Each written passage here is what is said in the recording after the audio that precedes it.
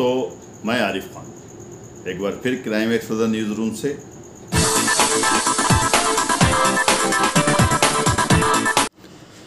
ये हैं आंजनेय कुमार जी, जो रामपुर के ज़िला अधिकारी रह चुके हैं, वर्तमान मंडल आयुक्त मुरादाबाद हैं। इनके साथ आजम खां हैं। इन्होंने आजम खां की सत्ता हिला डाली। कहते हैं कि आजम खां की सरकार में जो लोगों के ऊपर जुल्म सितम किए गए थे, उनकी ज़मीनें हड़प ली गई थी। इन्हीं के कार्यकाल में जब आंजनेय कुमार रामपुर के ज़िला अधिकारी थे तो इन पर मुकदमे लिखे गए। किसी डीएम में हिम्मत नहीं थी जो इनके पर मुकदमे लिखवा दे, लेकिन इन्होंने ही ये कारनामा अंजाम दिया था।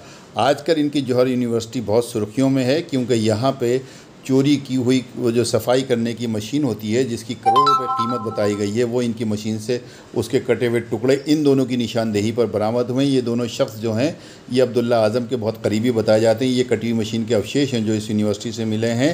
नवाब काज़ी अली खान ने आरोप लगाया है कि आज़म ने जो जुल्म ढाए हैं उनका हिसाब लिया जाएगा, और उन्होंने ये भी कहा है कि अखिलेश यादव की बराबर शय थी, उनको उनका समर्थन हासिल था। देखिए खास रामपुर क्लब की पुरानी तस्वीरें देखिए, 2 शेर लगे हुए थे जीने के पास। वो दोनों शेर यूनिवर्सिटी कैसे पहुंचे?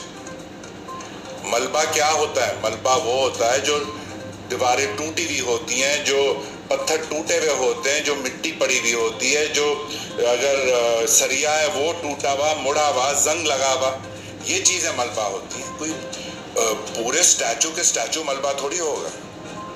वो स्टैचू उसने चोरी किया है और इसने अपनी यूनिवर्सिटी में लगाया।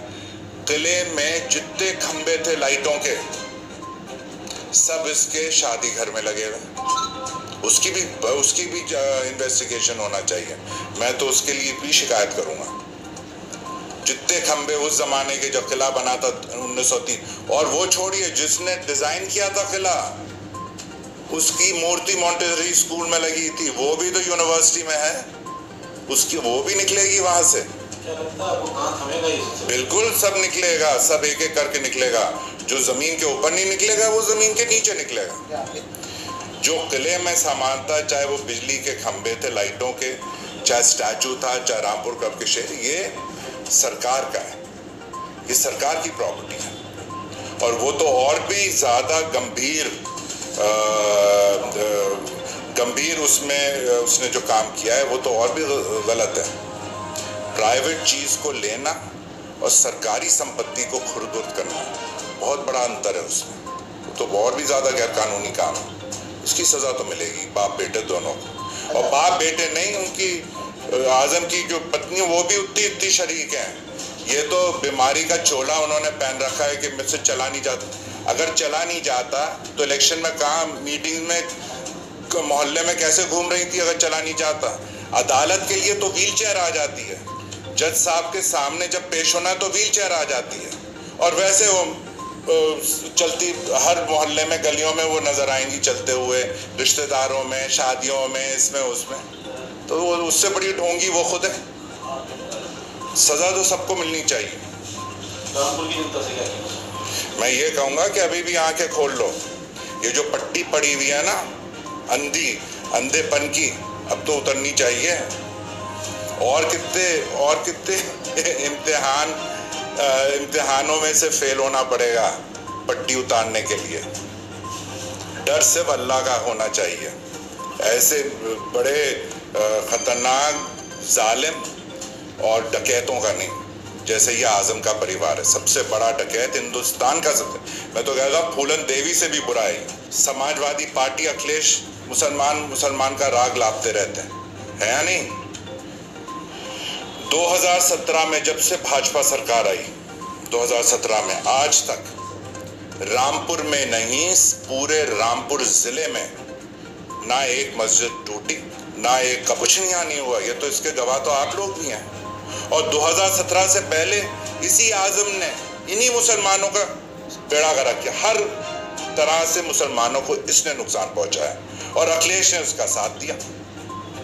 तो मुसलमानों के हमदर्द अखिलेश नहीं है, मौजूदा मुख्यमंत्री है। वो तो करेंगे, उनकी तो मजबूरी है, क्या करें? क्योंकि इसके जुर्म में, इसकी जितने भी इसने गैर कानूनी काम किए, हाथ तो सर पे अखिलेश का ही रखा था आजम के। बिल्कुल आगे बढ़ गए। और क्या पता किसमें क्या क्या और ऐसी चीज़ें, ऐसे ऐसे सुराग मिलेंगे, ऐसी ऐसी चीज़ें मिलेंगी जिसका अंदाज़ा या इम्कान आपको और हमें नहीं है अभी। देखिए, जहाँ तक मदरसा आलिया की बात है, जब इसने मदरसा आलिया पे कब्जा किया, आज़म ने किया, तो जाहिर सी बात है इस मकसद से किया कि वहाँ का सारा जो कीमती, जो प्राइसलेस मैन्युस्क्रिप्ट्स थी, वो सब अपनी यूनिवर्सिटी ले जानी थी, वो खुद लेना था। इसको तो मुफ्त खोरी की आदत है, हर चीज़ इसे मुफ्त में मिलनी चाहिए। और इससे बड़ी बुरी बात क्या हो सकती है? अभी चुनाव गुजरा, उसमें नुपुर शर्मा के ऊपर जो भी सामने वो सारी चीज़ें आई, उस पर कितना मुसलमानों पे कितना बड़ी उनको धक्का लगा। लेकिन अब मुसलमानों को उससे ज़्यादा धक्का लगना चाहिए। जिस कुरान को ज़मीन पे जो पड़ी हुई थी, और एक नहीं 3-4 जो हदीसें ज़मीन पे पड़ी हुई थी, क्यों नहीं इसी आज़म के ख़िलाफ़ वो आवाज़ उठाते हैं? क्यों नहीं जाके इसके खिलाफ नारे लगाते हैं? इसके ऊपर क्यों नहीं कार्रवाई करवाते हैं? बात तो वही है, चाहे कोई उस मज़हब को मानने वाला करे या उस मज़हब को नहीं मानने वाला करे, लेकिन सज़ा तो दोनों की एक ही है। इसको भी वही सज़ा मिलनी चाहिए, बहुत ज़रूरी है। और ये तो अब धीरे धीरे हर चीज़ आ रही है। अभी तो आप देखिए इसमें क्या क्या निकलता है। जो चीज़ें मदरसा आलिया की जो अलमारी हैं, ये इसमें सबूत है। आप लोग तो खुद मौजूद थे जब वो दीवारें टूटी थी। कल तो प्रशासन के ऊपर कोई भी उंगली उठा सकता है कि प्रशासन ने जानबूझ के किया, उन्होंने खुद जाकर वो सामान रख दिया। लेकिन जब दफनाई गई थी वो, और जो मदरसा आलिया का जितना सामान निकला, तो आप लोगों के सामने निकला है। तो अब तो चोर को चोर कहना चाहिए, डकैत को डकैत कहना चाहिए, या नहीं? देखिए, ऐसा है कि ये बात तो किसी से छुपी नहीं है कि आज़म ने और उसकी जौहर यूनिवर्सिटी ने और जो भी जितने उसके कार्यकर्ता हैं, उन्होंने हर गैर कानूनी काम किया। लेकिन क्योंकि उस समय उनकी सरकार थी, उनकी हुकूमत थी, तो उन तक कोई उंगली उठा नहीं पाया या उन पर कोई कार्रवाई हो नहीं पाई। लेकिन 2017 से जब से सरकार का परिवर्तन हुआ और नए मुख्यमंत्री बने, तो ये कार्रवाई तब शुरू हुई है। और जैसे कहते हैं कि दुनिया गोल है, जैसा करता है वैसा भरता है। तो जो भी गैर कानूनी काम किए गए हैं, और ख़ास तौर से जो पब्लिक का पैसा लूटा है, ये सब, चाहे उसमें ये मशीन है, ये भी पब्लिक का पैसा है। और कई ऐसी योजनाएं थी जिसमें गलत तरीके से, गैर कानूनी तरीके से पैसा हड़पा गया, वो सारी चीज़ें सामने आई हैं। और ताजुब की तो ये बात है कि ये जितने राज हैं, ये उन्हीं आज़म के अपने लोग ही जानते हैं। मैं या आप, हमें पता नहीं है कि यूनिवर्सिटी के अंदर क्या हुआ क्या नहीं हुआ।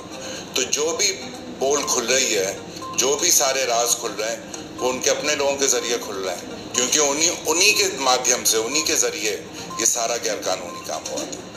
और ये बहुत मंत्री को बधाई देना चाहता हूँ कि उन्होंने इसमें दिलचस्पी ली, उन्होंने इस चीज़ में ध्यान दिया।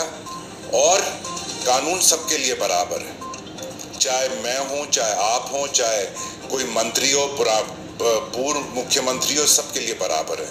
तो कानून के सामने तो हर चीज़, हर इंसाफ मिलता है।